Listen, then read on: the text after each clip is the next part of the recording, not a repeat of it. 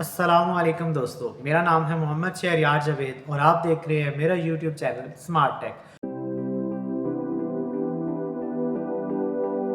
तो किसी भी सर्किट की अगर आपने पावर मालूम करनी है या उस चीज़ की आपने पावर कंजम्पशन को निकालना है तो वोल्टेज और करंट को मल्टीप्लाई किया जाता है।